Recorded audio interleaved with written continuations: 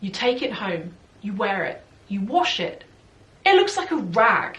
But I used to use PayPal, like PayPal were personally paying for my things. Hey everyone, you know I've spoken to you before about things that I used to spend money on. Well, I've got a whole load of things that I've never told you about before. Things that contributed to me getting into debt. So these are my dirty spending habits that I quit quite a while ago. The first thing is lunchtime purchases. Where a place I used to work at was in quite a busy part of town, and the shopping was amazing, like really, really good. And I'd go out on a lunch break quite frequently, and I was not the only person that did it. You know, other people used to come back to the office after lunch with bagfuls of stuff, but I would very often go out on my lunch break and I would buy clothes, shoes, makeup, costume jewellery, anything I desired. And then I would go back to my desk and I would have bags of stuff, and then I'd go out the next day and I'd do it all again. It was one thing that I nipped in the bud because it was costing me money. I was buying stuff on a whim. I'm very different now in terms of how I shop, and I'll come on to that in 1 second. But I was buying stuff on a whim, and I was probably doing it because I was a bit bored as well. Not bored with my job, I loved my job and it, but you know, on a lunch break is something to do, isn't it? So that was the first thing. Lunch break shopping sprees had to stop. Buying all new makeup, and this I'm blaming social media for. I used to, going back 10 years, I used to be really into makeup, like beauty gurus on YouTube. Used to be obsessed with them. And if they came out, if there was a new palette came out and they said it was good and they said we all had to get it, I would be the first person trying to go and get it. I remember on one occasion, I don't know how many of you remember, there was a Cinderella collection that was limited edition and was launched by MAC. And I remember on a work day, going into work at 6 AM to queue outside this shop that sold MAC, and I remember the doors opened at 8 AM. I had to be at my desk for 9, so it was all fine, and I literally was at the front of this queue because I've been in the queue since 6 in the morning to get this makeup. Now, and to be fair, that was good makeup and I did actually use it, but the problem I used to have is I used to buy makeup on a whim. I'd get it, I'd realise the colours weren't really me, or I didn't like the texture, and I wouldn't end up using it. And it was only when we moved house several years ago and I was packing up everything that I thought, oh my god, I have got probably about 250 MAC eyeshadows, you know, the single ones.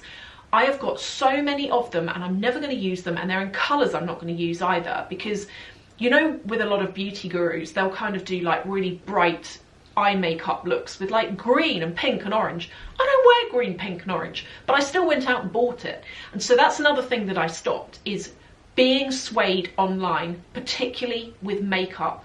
And makeup can be a dangerous thing to purchase because it's not as expensive as big luxury goods. So you feel like you're treating yourself to a little something special when actually you don't need it. Okay, the next thing that I used to do constantly, and I've really cut back on this, I haven't stopped it though, is I used to use PayPal constantly. I used to do a lot of online shopping and I would use PayPal. Now obviously there's Apple Pay, which is even more dangerous, but I used to use PayPal, like PayPal were personally paying for my things.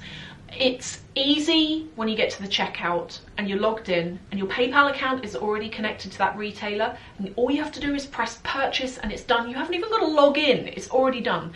This was one thing I used to do and it was dangerous. And I used to get my bank statements at the end of the month and think, where has all my money gone? And it would just be like PayPal, PayPal, PayPal. I wouldn't even know what I'd bought and from where, because it just used to have PayPal written next to it.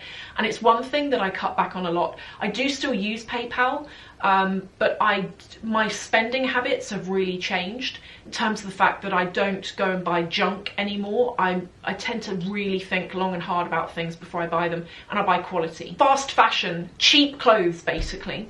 I used to be able to go into H&M and for like £100 you could get bagfuls of stuff, or Primark, bagfuls of stuff.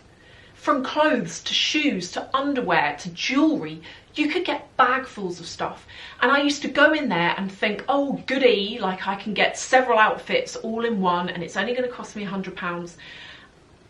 But you take it home, you wear it, you wash it, it looks like a rag, and then you end up with something that you can't wear because it looks really, really, really tired and worn out. And so what do you do with it? And I do not like putting clothes into landfill. I always take them to a textile bank, which exist, by the way. If you're the same as me and you're like, oh, it doesn't suit, you know, it doesn't sit right with me, even though I've got this baggy old t-shirt that's ready for the bin, like Google textile banks, because you can take clothing to those, and anything worth wearing you can take to charity shops and such. But yeah, textile banks. But I used to buy so much junk clothing from like Zara, as I say, H&M, and I think H&M's got a lot better in recent years, and they've got their conscientious line of clothing that is made from, I think, from some recycled things, and it's made from more environmentally friendly materials. But going back 10 years, that was not the case, definitely. Buying lunch at work. It's different now because I work from home, but when I worked in an office, if you take your lunch in, the downside is, generally speaking, you don't step away from your desk. I used to end up working through lunch and just eating my sandwich at my desk, which is like quite unhealthy. So I found if I didn't take my lunch in, it forced me to go out and go for a walk and go and find some lunch, like, you know, whatever it was I was going to eat. But the downside is to it, I could easily do between £5 and £8 a day, just some lunch. You know, £5 a day, times that by a week, that's £25, times that by a month, it really starts to add up. Times that by a year, it's even more. It really, really, really adds up. And another thing that we used to do is, a place that I used to work at, the people that I worked with there were my friends, and they still are now, like my bestest friends. But one thing we used to do was we used to go for a Nando's once a month, and Nando's is like a chicken restaurant. I do like a Nando's. We used to go to this restaurant once a month, and then straight after we go to this American sweet shop that was nearby. And when you went in this sweet shop, can you imagine a whole bunch of adults in this sweet shop? But you used to get a plastic cup, and for a set price, you could have as much would fit in your plastic cup, as long as the lid fitted on the cup after. So we used to go in this American sweet shop after a Nando's, and everyone would be doing their best to cram as much as they could into these plastic cups. And you get to the till and you'd be holding the lid on, pretending that it hasn't just flown off. And this turned into, not once a month, turned into every Friday. It got expensive, and I had to stop it. Even though life became slightly boring after that, I had to stop it. Expensive phone cases. Please don't do it, particularly designer phone cases. I've spoken to you about this before, but wow, you can spend a lot of money on a designer phone case for a phone that you're probably going to upgrade in however long. Like, most people upgrade after 18 months, don't they? And you've just spent a load of money on a phone cover that's going to be completely redundant after that, and could be quite difficult to sell, you know, because most people upgrade their phones and they've always got the latest thing. So that cover's not going to fit the majority of phones around right now. I used to spend a lot of money on expensive phone cases, and I would have those phone cases for, you know, as I say, like 18 months, and then I didn't know what to do with them. They were too pretty to throw away. They cost me a lot of money.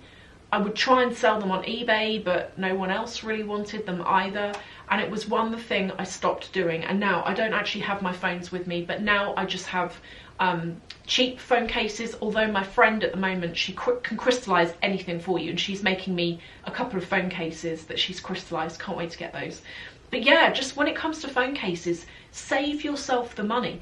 You can actually get some really pretty phone cases on Etsy, Amazon and eBay, and they don't have to cost you a fortune. But when it comes to designer phone cases, unless money is no object and you don't care, save your money and put that money towards something else, like a bag or something bigger. And then the final thing is coffee, and I've spoken about coffee a million times, but I can't not mention it again because it's a big one that I think probably most of us do. I used to spend a ridiculous amount of money at Starbucks. I could go into Starbucks, and we used to do coffee rounds at work, and I could easily spend £30 on a coffee round for between 4 and 6 people, depending on how many people were in the round at the time. And you can easily do that in Starbucks because, you know, you can do £5 on a drink. As I say, I can make a drink £8 by the time that I've added everything that I want to it. And coffee is like a big thing. It's the most amazing treat, but when you start doing it on the regular, don't underestimate how much it costs. Like, for example, one thing I need to convey here, a thing that I used to do is, if I was going to spend £400 in a month, I wouldn't go and buy a Chanel card holder, which would have an intrinsic value, because I'd think, oh no, £400, that's way too much money. But I would unknowingly spend £400 by grazing junk all month. Like, when I say that, I mean junk clothing, coffees, work lunch. Do you see what I mean? And I don't have anything to show for that money that I used to spend back then, because all of that fast fashion clothing's long gone. Obviously the coffee's gone, the lunches have gone. It's not like now where I really think about things before I buy things. And also another thing that I'm doing now, and I would definitely recommend you guys to do it, is before you buy fast fashion, bear in mind it's not going to last and it won't wash well. So now I prefer to spend a bit more money, and instead of buying 3 jumpers for £100, I'll buy 1 for £100, but I know it will last. Like the jumper I'm wearing now, this is from Lily Silk and it's 4 years old, and you wouldn't know it. It's in really good condition, and all of their jumpers wear really well actually. But that's another thing that I do now, is I don't buy junk clothing and junk stuff. I hope you've enjoyed this, and that if anything, as I say, it's been mildly entertaining. Thank you for watching, and I'll see you in the next video.